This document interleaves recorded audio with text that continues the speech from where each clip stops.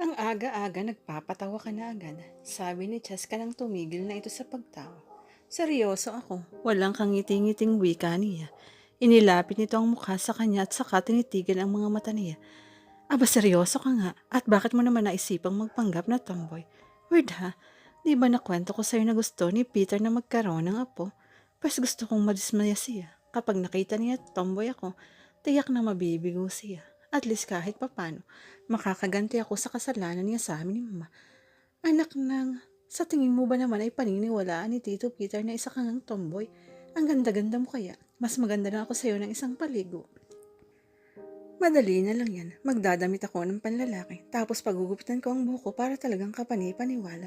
Ano? Ipapagupit mo ang buhok mo? Abay nabubuwang ka na, sorry. Bihira na nga lang may magandang buhok sa mundong ito na virgin sa mga relax at rebanding.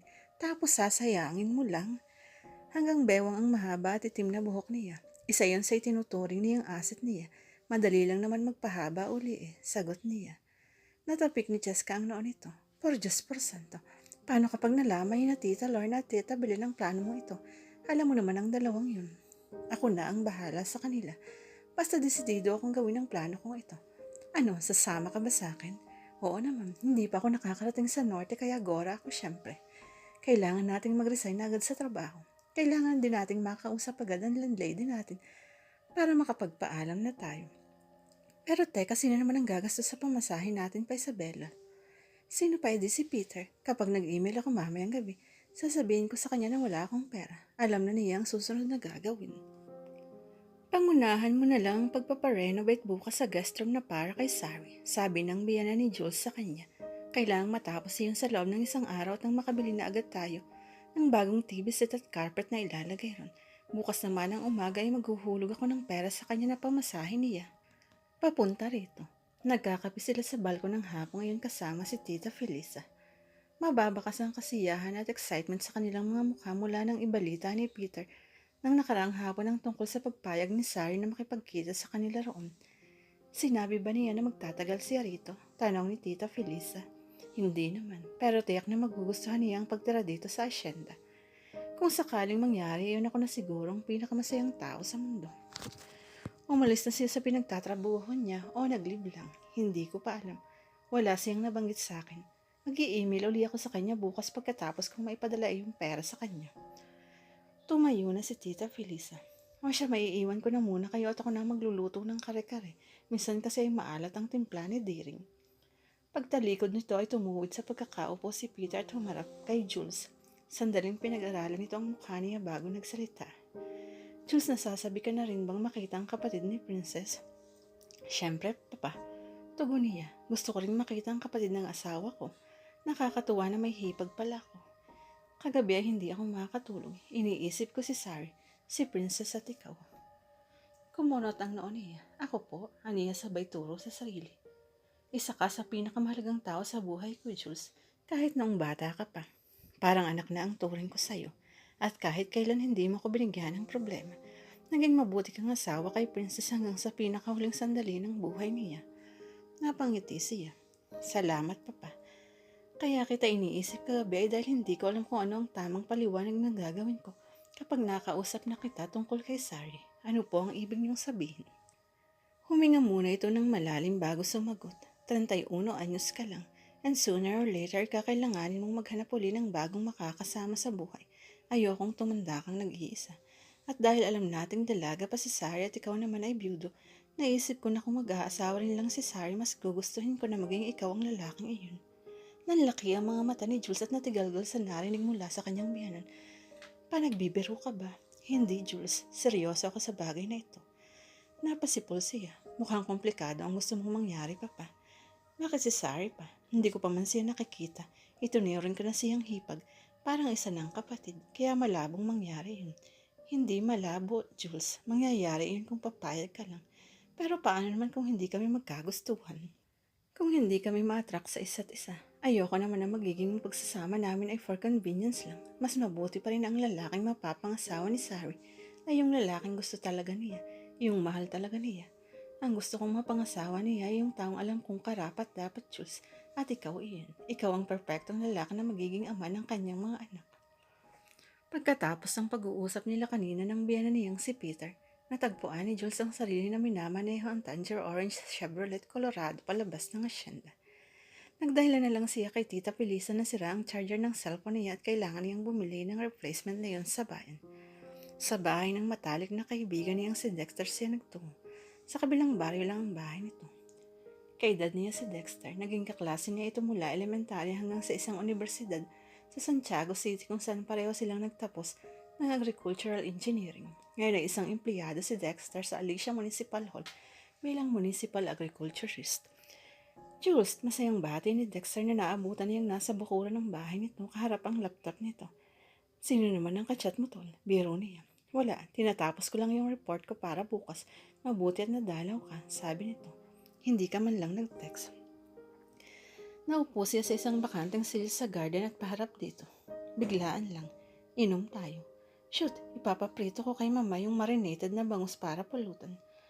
Sa bakuran na rin sila pumesto para mag-inuban sa lilim ng mayabong na puno ng mangga. Kanina pa kita napapansin na patay ang buntong hininga. Ani Dexter habang sinasalina ng alak ang mga rock glass. Humalukip-kip siya. May problema ako, tol. Problema saan? Kay Papa Peter. Bakit? May misunderstanding ba kayo? Hindi siya pumayag sa ideya mo na pagbibreed ng mga kabayo. Hindi yan actually. Pumayag na siya sa bagay na yan. Ibang problema ito. At may kinalaman sa kanyang anak na dating karelasyon niya noon sa taga-Reyna Mercedes. Doon sa Surrey ka mo? Oo. Anong problema iyon? Darating siya dito sa Isabela at gusto ni Papa na maging kaming dalawa ni Sari. Total daw ay mahigit 2 taon na rin mula nang pumanaw si Princess at dapat lang na magkaroon na uli ako ng kasama sa buhay. Langya, hindi pa ba naumay sa iyong bayanan mo? Ikaw na naman ang gustong maging manugang. Umungo lang siya sabay lalok sa laman ng hawak na baso. Teka tol, sabi niya ng kanyang kaibigan, ang gustong mangyari ng biyan mo ay pakasalan mo ang anak niya sa labas kayong hindi mo pa yun nakakikita. Dahil siguro sa matagal na niyang pinapangarap ng pagkakaroon ng apo. Tumango siya. Hindi ko naman yata kayang pilitin ang sarili ko na pakasalan ng isang babaeng hindi ko mahal. Pero paano kung maganda naman pala si Sari? Hindi imposible yun, lalo at gwapo ang biyanan mo. Tiyak na maganda rin yung Sari gaya ng namayapang misis mo. Hindi naman issue ang itsura eh. Ang sa akin lang ayoko na may mag-uutos sa akin kung sino ang dapat kong gustuhin. Kusang nangyari yun sa amin ni Princess noon. Nagkagustuhan kami, nagmahalan, walang pumilit sa amin. Naiintindihan ko ang sentimiento mo, tol, pero kung maganda ang Sari na yan, walang magiging problema. Kung hindi mo talaga magugustuhan, naririto lang ako. Total naman lagi akong pinupuri ni Sir Peter sa angkin kong kasipagan. Tiyak na papayag iyon na maging manugang ako. Tado. Isang linggo ang lumipas, sakay ng Cebu Pacific Airlines sina Sari at Cheska. Sa Kawayan Domestic Airport ang destinasyon nila. Paglapag nila roon ay susundon sila ni Peter. Tiyak na matatawa si na Tita Lorna kapag nakita ang ayos mo ngayon. Natatawang sabi ni Cheska. Ilang pares ng maong shirt at t-shirt na panlalaking binilihan ng nakaraang araw. Hindi sila nang hinayang na gumasta sa damit na hindi naman niya magagamit in the future dahil malaki ang ipinadala ni Peter na pera sa kanya. Ang suot niya ng mga sandaling iyon ay yung maong jeans na at malaking t-shirt na asul at eyeliner na flip-flop na panlalaki. Talagang naitago ang kagandahan ng kanyang katawan sa suot niyang iyon. Okay, seryoso tol, hindi ka ba natitense? Tanong ni Cheska. Bakit naman ako matitense? Dahil sa wakas makikita na kayo ng papa mo. Buti sana kung hinanap ko siya pero iba ko. Matagal ko nang tinanggap na wala akong ama. Alam mo kung hindi dahil sa offer nila na tutulungan si Tita Belen, nang ka na magpakita ko sa kanya. Teka, ano ba ang balak niya? Kailan ba niya papa-hospital si Tita Belen? Nagkibit balikat siya. Kapag nagkita na kami, baka asikasuhin na siya. Sana.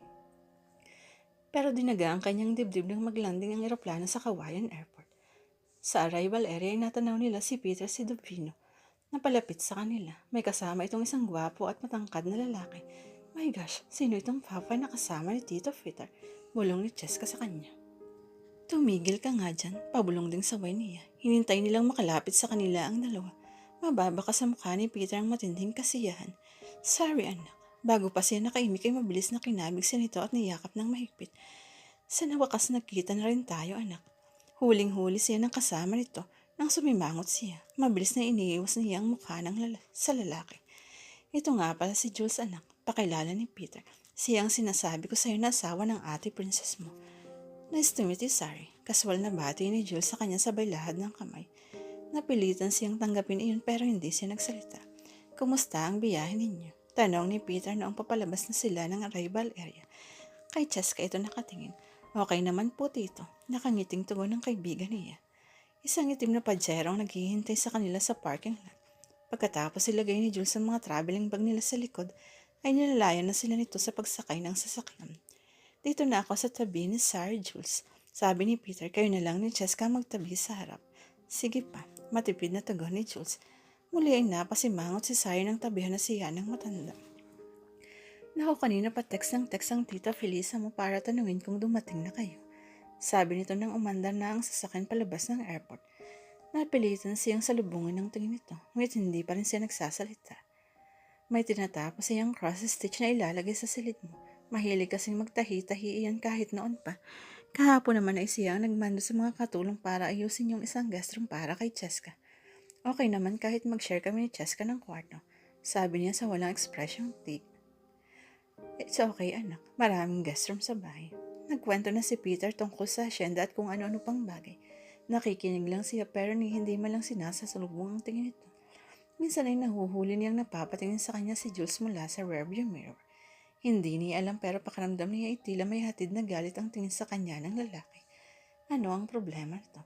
Nang munsang muling magtagpo ang tingin nila, lantarang inismeran niya ito. Pagkalipas ng mahigit isang oras na biyahe, ay narating nila ang Hacienda Esmeralda. Narinig ni Sari ang pagsipol ni Cheska nang makaibos sa pajero at mapatingin sa napakalaking bahay. Ayos dito, bulong nito sa kanya ng tabihan niya ito. Bago pa siya makapagsalita ay nakita na niya ang isang matabang babae na patakbong lumalapit sa kanya. Sorry. Si Felisa ang kapatid ni Peter. May litrato ito na nakatouch sa huling email ni Peter sa kanya. Kaya nakilala agad niya ito. Gaya ni Peter kanina, ramdam din niya ang matinding ligaya sa dibdib ni Felisa habang yakap siya nito ng mahigpit. Napahagulhol pa ito sa balikat niya. Hindi niya alam pero parang biglang lumambot ang puso niya kay Felisa. Napayakap na rin siya rito. Ang akala ko ay hindi na kita kailanman makikita sa Harry. Sabi nito pagkatapos ng matagal nilang pagyayakapan. Ngintian niya ito. Nandito na po ako tita. Hinaplos nito ang pisngi niya. Naku, ang ganda mo naman talaga. Alanganing umiti lang siya bilang tugon. Pagkatapos ay pinakilala niya si Cheska sa tiya. Niyakap din ni Tita Feliz ang kaibigan niya. Tiyak na mai-enjoy ninyong dalawang pagtira dito sa hacienda. Sabi nito. Naputol ang pagkukwentuhan nila nang yayain sila ni Peter papasok sa loob ng bahay. Pagkalipas ng halos 3 oras na pakikiharap ni Peter, Feliz at Jules sa malawak na living room habang nagmemeryenda, nakahinga ng maluwag sina Sarah at Cheska nang ihatid na sila ni Tita Felisa sa okupahin nilang silid. Una nilang pinasok ang guest room na nakaalaan para kay Cheska. Malapit lang yun sa bungat. Napapalakpak ang bruha nang makapasok na sila sa magalang silid. Ayos na ayos to, bulalas nito. Napangiti si Tita Felisa. Mabuti at nagustuhan mo, Cheska. Oo naman po, Tita Felisa. Salamat po. Ihatid ko lang si Sarah sa silid niya. Yung pinakadulo nga sa kanya sakaling puntahan mo siya mamaya. Sige po. Iniwan na nila si Cheska sa silid nito. Sunod nilang pinuntahan ang silid niya sa kanugnog na veranda. Parang silid ng prinsesa ang nilalan para sa kanya. Halatang bago lahat ang mga gamit na naroon. Maraming DVDs dyan kung gusto mong manood. Sabi ni Tita Felisa. Pinamili ng papumo noong isang araw. Kinapitan din nila ni Jules ng cable TV kahapon. Mayroon din cable sa kwarto ni Cheska. Ngumiti siya. May sarili ka ring banyo rito. Nasa baba ang silid ko pati ang sa papa mo.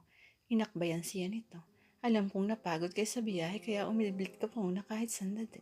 Total las 8 pa naman ang oras ng hapunan dito. Sige po tita. Huwag mo rin kalimutan na i-text ang mama mo para sabihin nakarating na kayo rito. Opo. Nang mapag-isa siya, agad siyang nag-text kay Cheska para papuntahin ito sa kwarto niya. Maya-maya lang excited nang pumasok ang kaibigan niya. Anong say mo? Tanaw niya. Kay Jules? Nangingiting sabi nito. Saka pabagsak na nahiga sa malaking kama niya. Tumirik ang mga mata niya. Anong say mo dito sa bahay? Kay Peter. Kay Tita Felisa. Sa room mo. Hindi na ako alis dito hanggat hindi ako pinagtataboyan. Humagikik na sabi nito. Alam kong yan ang sasabihin mo. In all fairness, okay na okay itong room ko. Para akong naka-check-in sa isang bonggang suite. Ako rin, at may bonus pa ako. Bonus? Si Papa Jules, ang gwapo. Tumahimik ka nga. Hayan ka naman, nalaglag na naman ang panty mo porque nakakita ka ng gwapo. Wala namang masama, diba? Isa pa biyudo si Jules, imposibleng hindi nun maisipan na mag-asawa ulit. Ano naman ang nagustuhan mo sa Jules na yun? Parang may sariling mundo. Nasabi niya yun dahil halos hindi ito nagsasalita habang nagkukwentuhan silang 5 sa living room kanina. Halos sina Felicia at Peter lang nagkukwento at patingin-tingin lang si Jules sa kanila ni Cheska. Hindi lang siguro sanay kapag bagong tawang kaharap. Komento ng kaibigan niya. Baka nga madaldal din yun gaya ko kapag naging close na kami. Anong say mo? Sumimangot siya. Basta lagyan mo ng brake fluid yung dila mo ha. Baka mabuking nilang pagpapanggap ko. Siyempre naman.